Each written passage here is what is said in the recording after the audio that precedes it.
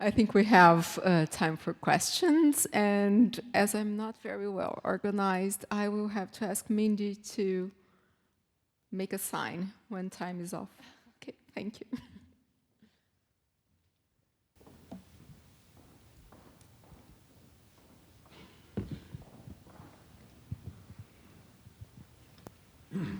Question for Jennifer Rabb. Did you consider the Cook artists in your study of church, and I would say specifically William Hodges of the Second Voyage?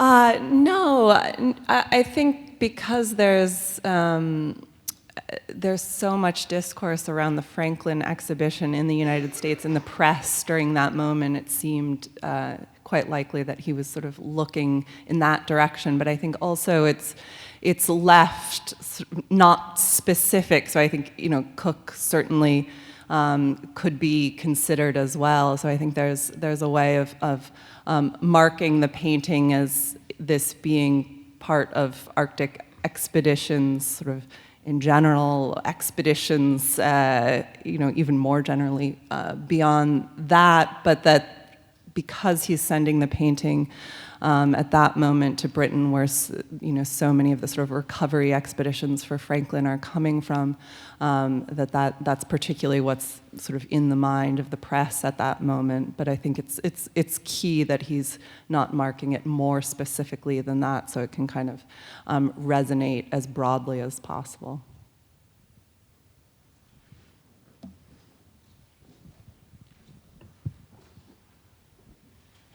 Do you hear me?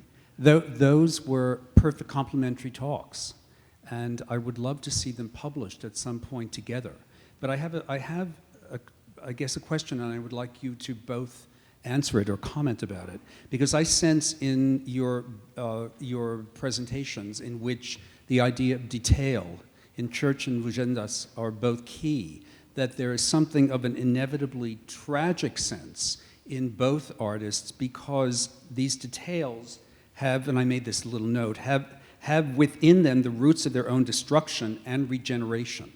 So this is very almost an anomalous sensibility insofar as these are paintings and these are artists who both rely on a scientific series of perceptions and rules. So I wondered if you could make some comments about that anomalous situation, whether you see some sense of tragedy inherent in both of these works. I mean, more obviously, perhaps in the church, with the very obvious addition of the wrecked boat, but I think in the basalt-based cataratas, you know, the waterfall, that is present too, the sense of things that fall down, things that will be inevitably destroyed and perhaps regenerated.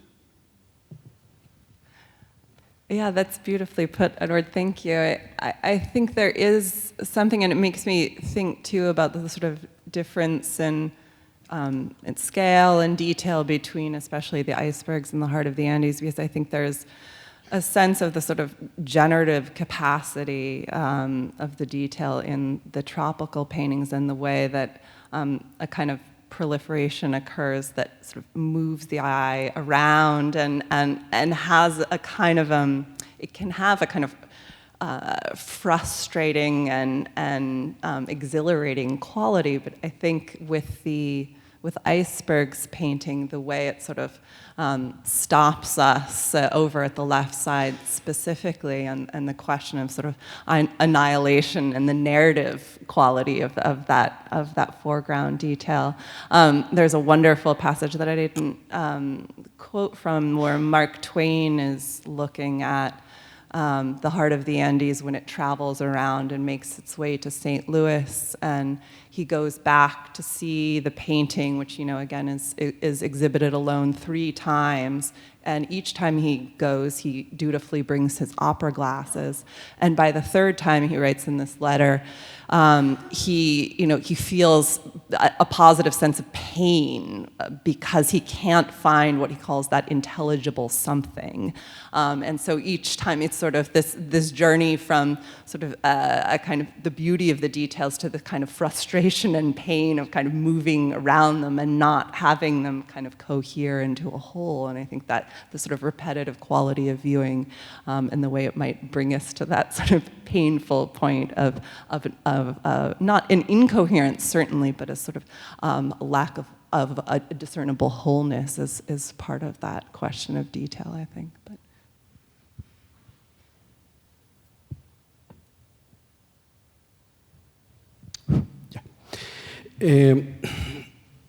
I think Rugendes, as the most part of these traveling artists, were absolutely aware of the change they were witnessing. But I wouldn't use the expression of tragic in a sense of something is not good that happens. I think it's exactly the opposite. I think they see at this change as something that has to be, and it is good that it happens. I mean, they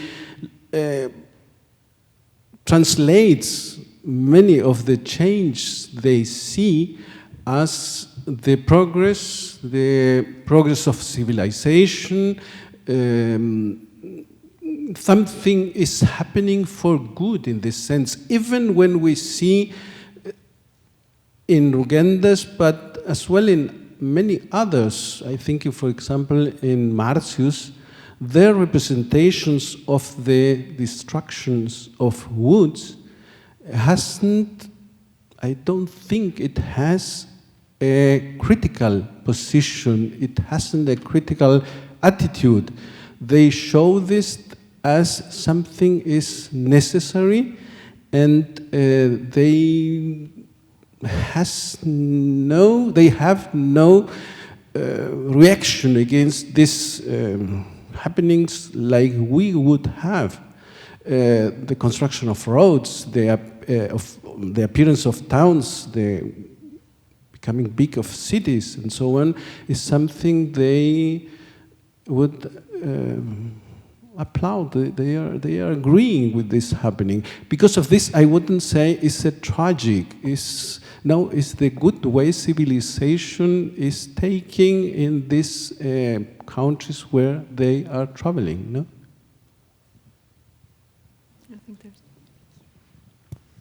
I also have a question for Jennifer Robb. I thought it was really interesting that your presentation brought forth so many anxieties about the power of the land and of the natural world. So rather than simply a celebration of the beauty of the world, maybe even a suggestion that the land itself is resistant to church's attempts to represent it. I think that raises a lot of questions about alienation from land rather than a sense of belonging to it. And I was wondering how we might consider issues of alienation or of anxiety in relation to like Civil War era kind of politics, or an urgency for unification, maybe anxieties about diversity, particularly within North America.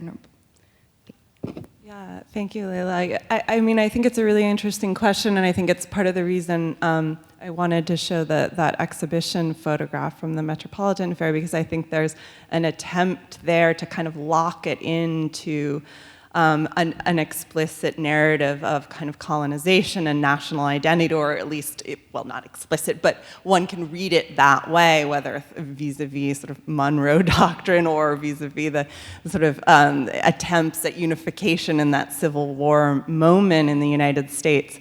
But I think it's also one that doesn't really work within the painting itself, certainly. I mean, it's not producing that narrative.